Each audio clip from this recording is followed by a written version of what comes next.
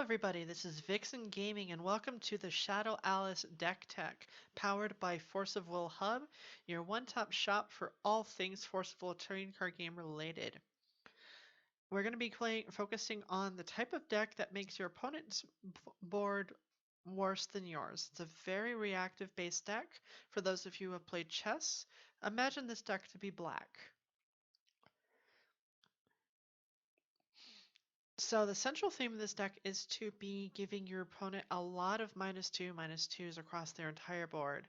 It's incredibly effective against decks that use a lot of small things to play really big things.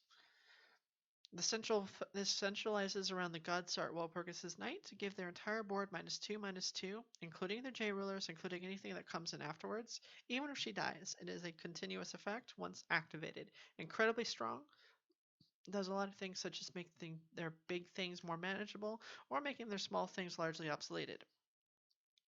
To work off the central theme, I'll go over our resonator base. We've got two Arthurs, which further minuses their board by -2/-2, all non-darkness, and then other darkness resonators gain +2/+2. Now this does affect your opponent's cards as well, so if you do find yourself in another darkness mirror match, I would recommend setting these out. But since the majority of the playfield is blue, red, and green, and a little bit of white, this is a great choice. We have 3/0, gives your opponents -2/-2. It is a 3-drop with 700/500. It's a little below the curve currently, but it does still find itself and it does find its own niche, especially because it does ruin their flyers and it does have quick cast. More than anything, she's a removal card with legs. Nice ones at that. Next, we have 2 Cinderella the Ashen Maiden to work off of our central focus of total board clear. She can banish things that are going to die anyways. She can banish small things. She can banish herself. She's generally a very versatile creature. Each time she banishes a resonator, she does 200 damage to your target opponent's field. Works really well with Demon Flame. We have 3 Shadow Alice. It's a nice little 1-drop. It's on the curve at 3/3. You can also banish it to give target resonator -2/-2. Joan of Arc, we do have a 1 of. Again, she is on the curve at 3/3. Every time your opponent loses a creature, they must rest another creature. Works really well, especially if you kill multiple creatures at once. We have 2 Shadow Alice, two Dark Faria. Nice thing about Dark Faria is we do run a little bit of shadow. It's not heavily shadow based like some other builds. We do run in total 8 shadows. 2 Dark Faria, 1 Joan of Arc, 3 Shadow Warrior, and 1 Elizabeth. So she does have a couple of things that are going to benefit from the +2/+2. Anytime she deals damage, you gain that much back, and then later on she can be awakened to destroy target resonator. The nice thing about her is she's always useful. Now you do want to draw her later rather than sooner, because the main purpose of this deck is reactive and disruption based. Now in other more aggressive versions of this deck, you'd probably want to draw her early as an early threat. Now let's go into our big threatening resonators. 2 Mephistopheles. This works really well against J-Roller decks as well as against Guibers. It has target attack, so you can get rid of those pesky resonators that don't really like to tap themselves, and it does have flying, so it's hard to deal with, and it also is really good at blocking their flyers. Also, anytime your opponent tries to banish and try to do anything to it, they're going to take 500. Now, as upkeep, he does have to banish other resonators, but that's fine because we're not really heavily resonator based.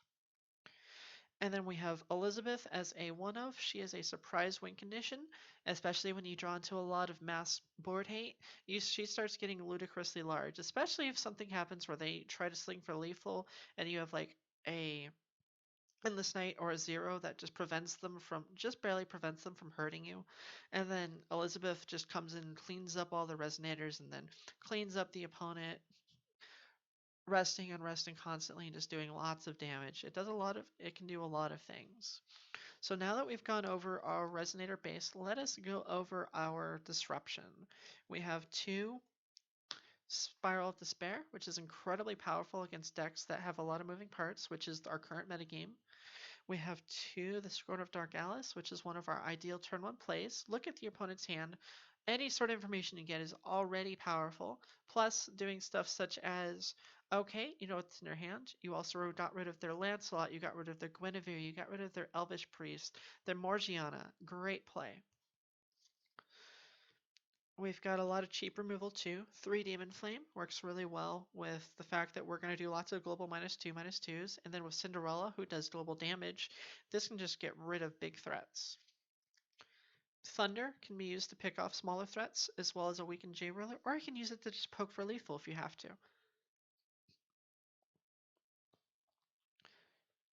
Flame of the Outer World is part of our J-Ruler removal. It does destroy any pesky resonators that fall within that 800 threshold, which more cards have fallen under that threshold because of Walpurgis Knight, Arthur, and the like. So this deck does sometimes, for example, 1,000 J rulers are suddenly 8 J rulers in the presence of Alice. So this increases the cards of the number of cards that really are a liability to Flame of Outerworld.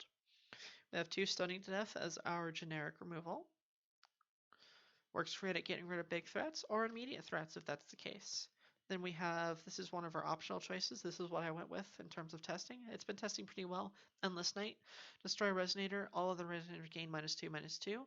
It's more of a opponent's turn thing than your own turn.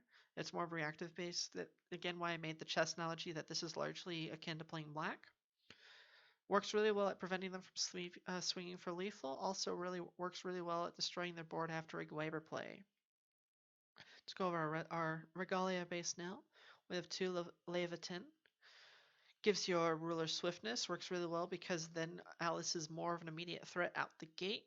You can banish other resonators to untap it. You can tap it to make your J ruler do 200 additional damage.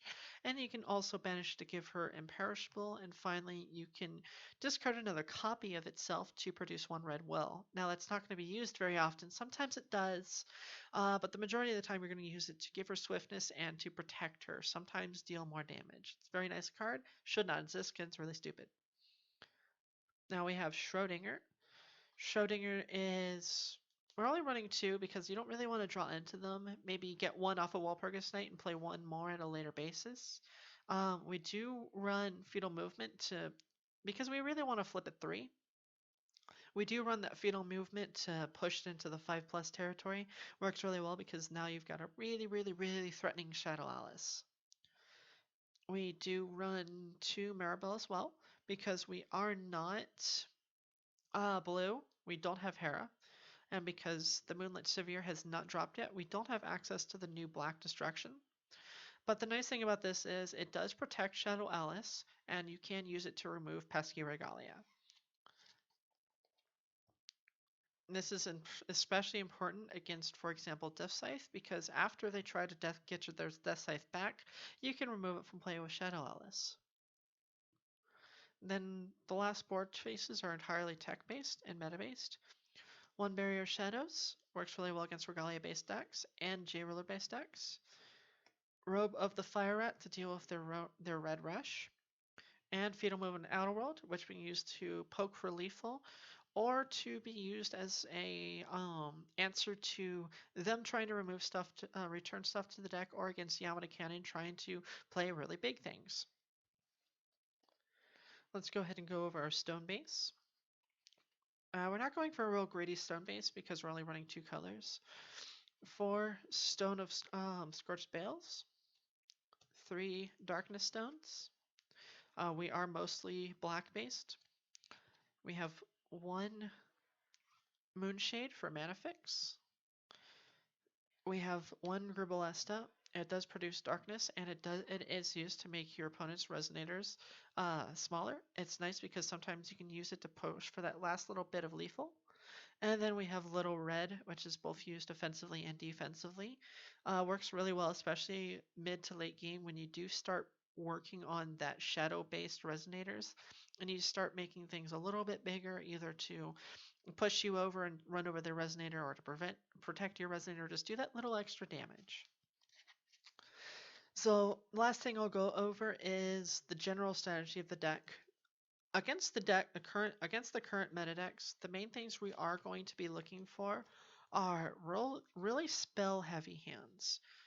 For example, if you're really during your early mulligan, these are the cards that you're looking for: your thunders, your demon flames, and your scorn of dark Alice. These are basically your snap picks. If you see any of these, keep these, mulligan everything else. The other thing you're really looking for is Spiral of Despair, because this is your best turn 2 play. Your ideal turn 1 into turn 2 is by far Scorn of Dark Alice into Spiral of Despair. Most decks have a hard time recovering from those two cards played consecutively, especially decks like Alice's World, where suddenly you just destroyed all of their moving parts. Especially if you're on the play. Now, if you're on the draw, these are not as powerful plays. Instead, you start looking into trying to draw into your destruction instead of your disruption. Because at that point, especially when you're on the draw, you're playing more reactive. Secondary cards you're going to look for are your turn 2 plays. As I said, I did go over Scorn of Dark Alice, but I will, that's one. Spiral Despair, I'll go over Spiral Despair again. But these are your secondary cards you're looking for, and these are also your ideal turn 2 plays. Now, in a deck like this, you're going to do a lot of drawing and passing if you don't draw into your disruption. Now, if you don't draw into your disruption, like your scorns and your spells of despair, and instead you draw into your destruction like this, you're going to do a lot of drawing and passing, because you want to make sure that they can't kill you. So a lot of your goal is destroy their Elvish Priest, their Morgiana, their Ryoma Sakamoto, destroy their big enablers, their engine cards, destroy their Guinevere, destroy their Lancelot, destroy their Adam Raleigh. Basically, anything that really makes their engine run, or destroy their Glibers. Big threats, or moving pieces. The majority of the time, you want to stop their big threats from even hitting the board, so destroy their moving pieces.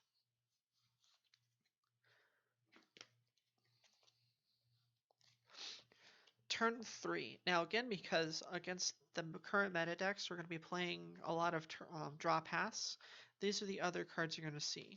Now you don't want to draw into these, you don't want to mull for these, you don't want these in your opening hand, but they are nice cards to draw into. This is going to be your, these are the type of things that'll probably be your ideal turn 3.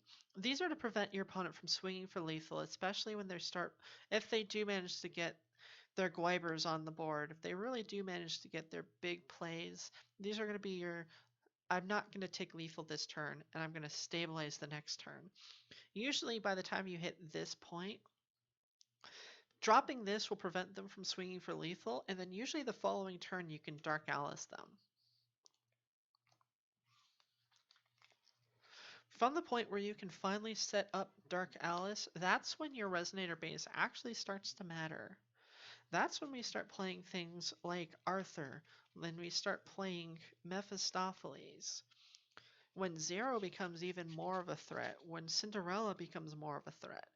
But for the majority of the time, your early game plays are going to be more of a setting up for your later plays. And more specifically in this type of deck, your setup is making sure your opponent isn't killing you. Which is again why I made that reference to, if you play chess, this is black. Now the last thing I'll go over is side deck options. Now I don't currently have a side deck built yet, but I do have some options for those of you who are curious, especially those of you who play competitively. The 3 J rulers I would recommend siding are Vlad for time, or against decks that Vlad are good against. Blazer for real powerful J-Ruler-esque decks that want to swing big and hard early. The decks that swing tall and fast. And then finally, this is just a personal recommendation, Reflect and Refrain, because we are going to be running against opponents that are going to side in stuff like Glimpse of Kaguya. It is going to be a good option, because then after game 2 you side Dark Alice out, you do still stick with your very disruption orientated deck, but now you're no longer a liability for her Godsart just getting stuffed. and then you can further draw into your heavy disruption with their ability to filter, specifically search for cards. I would recommend citing more copies of Robe of the Fire Rat, more copies of the Shadow Barrier, and then I would also recommend citing Recollection of Dystopia.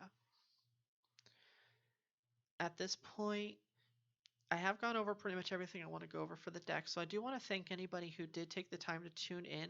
Again, my name is VixenGaming. I will be producing videos every Tuesday and Thursday. Now, this one is going up on Friday because I wanted more time to experiment with my recording options. It took me a long time of testing, a long time of actually recording and re-recording because I kept running into some issues. But I've got a lot of them ironed out, so future videos should be consistent and they should be increasing in quality as time goes on, once we get the lighting situation figured out, once we get better recording equipment, because right now we do have a rather low budget option, but I do hope that at least being a different type of voice, no longer just being your normal, instead of being your normal dude bra, TCG player, hyper competitive guy. While I am a competitive player, I'm not your typical face and voice. I am trans. I do identify as female. I do go by Ruby Thomas on the boards or on Facebook. I'm so used to forums, so I'm so used to seeing all that stuff at the boards. So I am going to be doing a lot of stuff geared more geared towards the female side of things, more geared towards the LGBT sides of things. So hopefully that'll bring people that sort of different audience. I will be going over a combination of competitive and non-competitive decks.